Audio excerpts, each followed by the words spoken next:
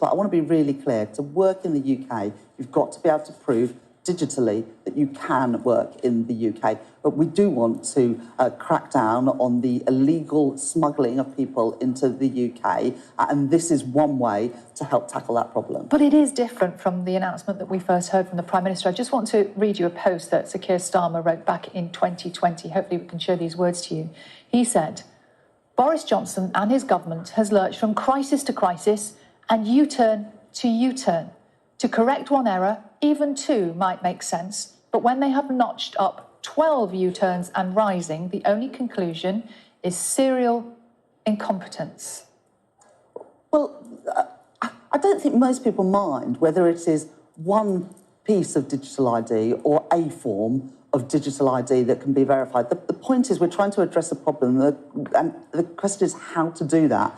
And we're also talking if you work about in Britain, all you've got these to be able to changes. prove Sure. that you can work in Britain. And I'd say the other thing, John... We talked about the digital ID, and you've explained about that, but I think it's about all these changes, all these U-turns on economic policy and other areas that Sally just listed. And I think members of the public, your own backbenchers, are not convinced that you as a government, that you and the Prime Minister have a grip on policy generally, because you keep changing your mind on all kinds of things. Well, the key thing is where you're trying to go.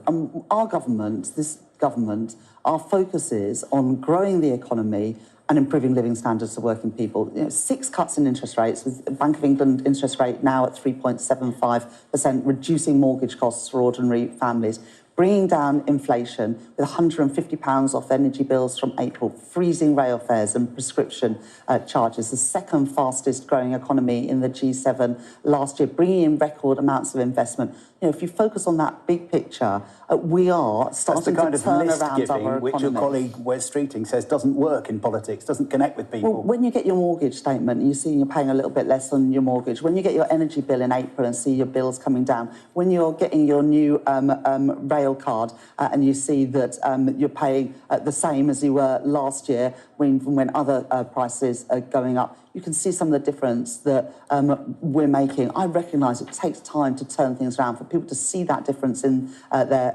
pocket. But with those cuts to energy bills, with those freezes in prescription and rail fares, I'm confident that this year people will see more money in their pockets to spend on the things that they want, not on the essentials, not on putting food in the cupboard or energy in the meter, but actually having money for the things you want. Dinner out with your family, a drink with your mates at the end of the